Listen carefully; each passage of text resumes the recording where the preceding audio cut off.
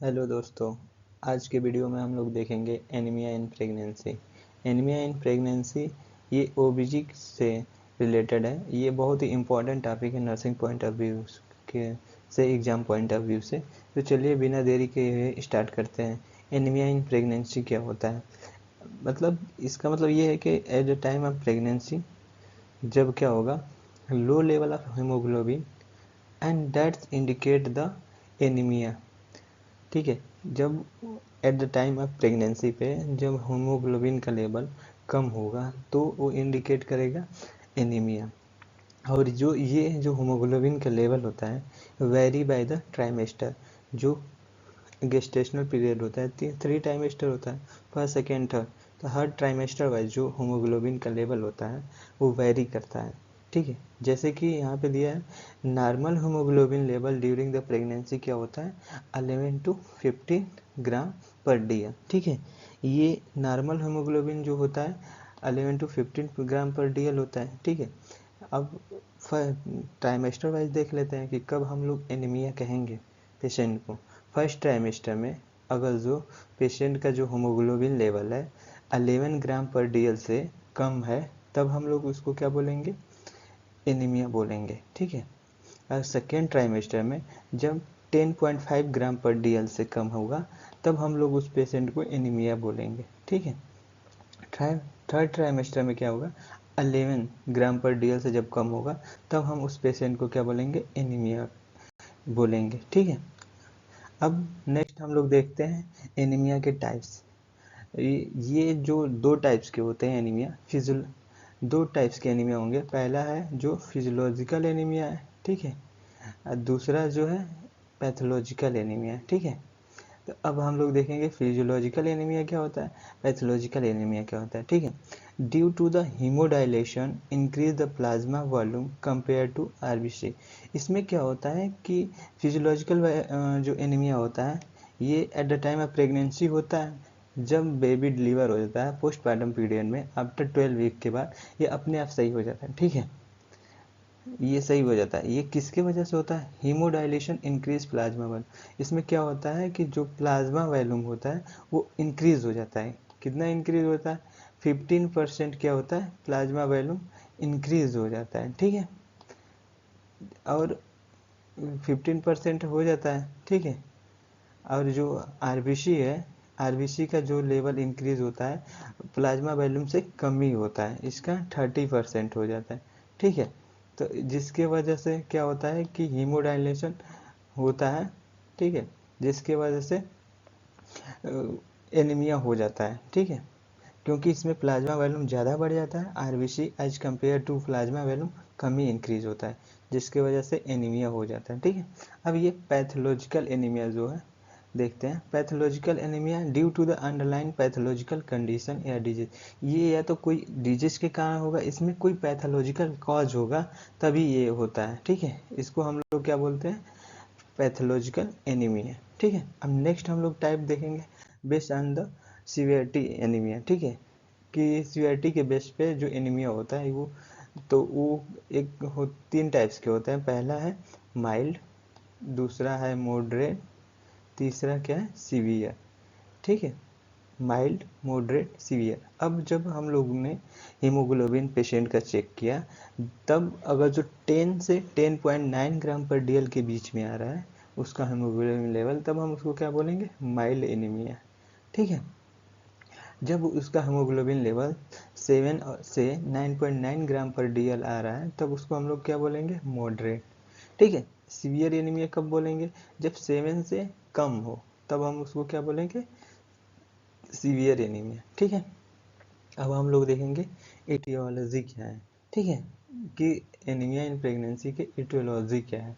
ठीक है, तो इसका पहला है न्यूट्रिशनल डिफिशियंसी। ठीक है, अब इसके अंदर क्या है, आयरन डिफिशियंसी हो सकता है, फिर या तो विटामिन बी 12 डिफिशियंसी हो सकता है, या इंट्रिंसिक फैक्टर की वजह से हो सकता है।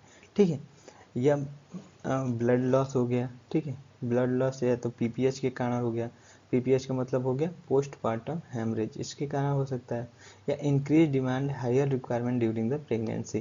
क्या होता है, एट द प्रेगनेंसी टाइम पे हीमोग्लोबिन का रिक्वायरमेंट ज़्यादा हो जाता है, ठीक है, ऑक्सीजन सप्लाई भी ज़्यादा होता है, तो उस समय अगर जो प्रॉपर नहीं बन पा रहा है हीमोग्लोबिन, तो उसकी वजह से भी एनीमिया हो जाएगा। या क्रोनिक डिजीज हो, जैसे कि CKD, chronic kidney disease, chronic liver disease, CLD, इनकी वजह से भी एनीमिया हो सकता है। ठीक है, तो ये हो गया आपका एटियोलॉजी। अब नेक्स्ट हम लोग देखेंगे sign and symptom. Sign and symptom क्या है? ठीक है, जैसे जो पेशेंट को एनीमिया रहेगा, ठीक है, ड्यूरिंग प्रेगनेंसी, उसको फटीग महसूस होगा, लेथार्जी होगा, डिजनेस होगा, ठीक है, वर्टिगो होगा, ठीक है, शॉर्टनेस ऑफ ब्रीथ, एसओबी का मतलब शॉर्टनेस ऑफ ब्रीथ, सांस लेने में दिक्कत होगा, ठीक है, लेथार्जी, चक्कर आएगा, फिर ये भी वर्टिगो में क्या होगा, चक्कर आने लगेंगे। ठीक है, अब नेक्स्ट हम लोग देखते हैं डायग्नोसिस इवैल्यूएशन कि डायग्नोसिस इवैल्यूएशन हम लोग क्या करेंगे। ठीक है, पहला तो हम लोग क्या करेंगे, हिस्ट्री कलेक्शन करेंगे। ठीक है, ये सभी नर्सिंग स्टूडेंट को पता है कि हिस्ट्री कलेक्शन पहले करेंगे। Then physical examination. ठीक है, फिजिकल एग्जामिनेशन मेनली हम लोग क्या देखेंगे, जैसे पैलर साइट एसेस करेंगे। पैलर साइट का मतलब ये होगा कि ऐसे मतलब साइड जहाँ से हम लोग एग्जामिन करें तो हमें पता चले कि वो पेशेंट को एनीमिया है। जैसे कि कंजक्टिवा देखेंगे, कंजक्टिवा मतलब देखेंगे, अगर जो ये येलो कलर का है उसकी वजह से पता कर सकते हैं। ओरल म्यूकोस हो गया या विजाइनल म्यूकोसा हो गया, इसके वजह से भी अगर जो ये सब पैलर साइट है, ठीक, इसको एग्जामिन करने से येलो इन कलर रह रहा है, तब हम लोग जान जाएंगे कि इसको क्या है, एनीमिया है। ठीक है, नेक्स्ट हम लोग देखेंगे नेल। ठीक है, अब नेल जब हम एग्जामिन करेंगे तो इसमें एक है काइलोकाइया। ठीक है, काइलोकाइया, इसका मतलब ये होता है कि स्पून शेप जो नेल होगा वो स्पून शेप का हो जाएगा। ठीक है, इसमें स्पून शेप का आपका नेल हो जाएगा। ठीक है, नेक्स्ट क्या है, प्लेटोनोकाइया। इसमें क्या होगा कि इसमें जो होगा ये भी नेल एग्जामिन करेंगे, इसमें पूरा नेल आपका क्या हो जाएगा, फ्लैट हो जाएगा। ठीक है, एकदम फ्लैट दिखेगा। फिर नेल को एग्जामिन करेंगे, येलोई डिस्कलरेशन हो जाएगा, मतलब येलो कलर का होगा, उसके वजह से भी हम लोग पता कर लेंगे कि एनीमिया है। नेक्स्ट क्या है, चिलोसिस। चिलोसिस क्या है, चिलोसिस ये ना, ये माउथ के जो कार्नल वाला पार्ट होता है, इसमें रेड और क्रैकर फीचर बन जाते हैं कॉर्नर ऑफ द माउथ। ठीक है, ये मेनली किसके वजह से होता है, फोलिक एसिड डिफिशियंसी की वजह से होता है। ठीक है, फिर लेग अल्सर हो सकता है। ठीक है, फिर लिम्फ नोड इलार्जमेंट। ठीक है, अगर लिम्फ नोड इलार्जमेंट हो जा रहा है तो उसकी वजह से हम लोग पता करेंगे कि ये किसकी वजह से हो रहा है, एनीमिया की वजह से होता है। ठीक है, नेक्स्ट अब हम लोग इन्वेस्टिगेशन की उस समय हम लोग कौन कौन से इन्वेस्टिगेशन कराएंगे, CBC, complete blood count, peripheral smear, HB electrophoresis कराएंगे। ठीक है, MCV क्या, मीन कार्पुलसेस वॉल्यूम, इसका हम लोग टेस्ट कराएंगे। ठीक है, नेक्स्ट हम लोग देखेंगे इसका ट्रीटमेंट क्या है। ठीक है, एनीमिया इन प्रेगनेंसी का, तो हम लोग जो ट्रीटमेंट होता है मेनली 3 भाग में डिवाइड किया है। पहला क्या है, ओरल। ठीक है, ओरल थेरेपी। दूसरा क्या है, पैरेंटल थेरेपी। ठीक है, और तीसरा क्या है, ब्लड ट्रांसफ्यूज़न। ठीक है, ये 3 टाइप्स के ट्रीटमेंट है। पहला ओरल थेरेपी में हम लोग इसका 2 IVF देंगे, मतलब 2 iron folic acid tablet per day देंगे। ठीक है, अगर जो इसके वजह से सही हो जा रहा है तो सही है, नहीं तो नेक्स्ट हम लोग पैरेंटल थेरेपी में जाएंगे। ठीक है, जिसमें फर्स्ट जनरेशन में आयरन डेक्सट्रेन देंगे, सेकेंड जनरेशन है iron sucrose, and third generation है फेरिक कार्बोक्सिलिक माल्टोज। ये हम लोग IV देते हैं। ठीक है, इसलिए हम लोग इसको पैरेंटल बोलते हैं। ठीक है, नेक्स्ट क्या है, ब्लड ट्रांसफ्यूज़न। ब्लड ट्रांसफ्यूजन, जो ब्लड होगा 1 पैकेट सेल पर ट्रांसफ्यूजन, एक दिन में 1 पैकेट ही हम लोग ब्लड ट्रांसफ्यूजन करेंगे। ठीक है, अब नेक्स्ट देखेंगे हम लोग आयरन फोलिक एसिड के कुछ जो टैबलेट होते हैं। ठीक है, वो कैसे, मतलब किस कलर के होते हैं, उसमें कितना एलिमेंटल आयरन होता है, कितना फोलिक एसिड होता है। ठीक है, ये हम लोग देखेंगे। जैसे कि टारगेट ग्रुप हम लोग पहले देखेंगे, टारगेट ग्रुप कौन कौन सा है। At the time of pregnant and lactating जो फीमेल होती हैं, उनको एलिमेंटल आयरन जो हम लोग होते हैं 60 mg देते हैं। ठीक है, 60, जो फोलिक एसिड होता है 500 माइक्रोग्राम देते हैं। ठीक है। इसका जो टैबलेट का कलर होगा रेड इन कलर होगा, ठीक है। इसको हम लोग डेली देंगे, ठीक है।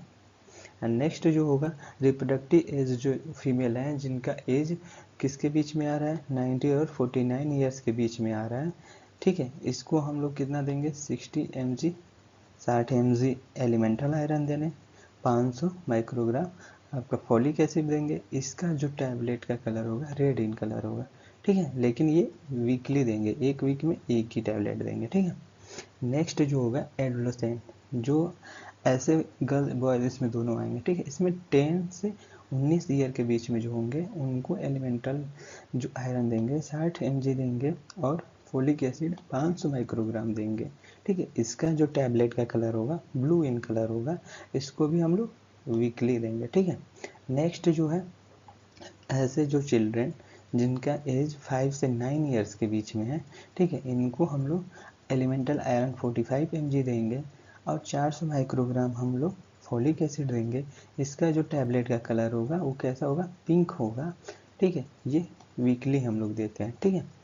नेक्स्ट जो ऐसे चिल्ड्रन जिसका 6 से 59 मंथ के बीच में एज है, उसको 20 mg एलिमेंटल आयरन देंगे, 100 mg फॉलिक एसिड देंगे, 100 माइक्रोग्राम, ठीक है, माइक्रोग्राम है, ठीक है। इसका यूनिट देखिएगा ये mg में है, ठीक है।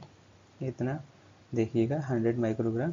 इसका जो हम लोग फ्रीक्वेंसी है बाई वीकली, वीक में 2 बार देंगे, ठीक है। ये हो गया ओरल थेरेपी जो है, ठीक है। नेक्स्ट मैनेजमेंट ऑफ एनीमिया, जो हम लोग बेस अंदर सीवियरिटी के बेस पे जो डिस्कस किए थे उसी का है। जैसे कि माइल्ड और मॉडरेट एनीमिया है, ठीक है। अगर जो उसका गेस्टेशनल एज 34 वीक्स से क्या है, 34 वीक्स से अगर जो उस प्रेग्नेंट लेडी का जो गेस्टेशनल पीरियड है 34 वीक्स से कम है, तब हम लोग ओरल आयरन थेरेपी देंगे, ठीक है, जिसमें 2 टैबलेट देते हैं पर डे, ठीक। अगर जो उसका एज 34 वीक्स से ज़्यादा है तब हम लोग डायरेक्ट हम लोग किस पे जाएंगे, पैरेंटल आयरन थेरेपी पे जाएंगे, ठीक है। अगर जो सीवियर है उसका 7 से कम आ रहा है, ठीक है, तब हम लोग क्या करेंगे, ठीक है, ये ठीक है, तब हम लोग ब्लड ट्रांसफ्यूजन से डायरेक्ट जाएंगे, ठीक है। ये हो गया मैनेजमेंट ऑफ एनीमिया, ठीक है। अब आपको ये वीडियो पसंद आए तो लाइक एंड शेयर कमेंट करें। थैंक यू दोस्तों।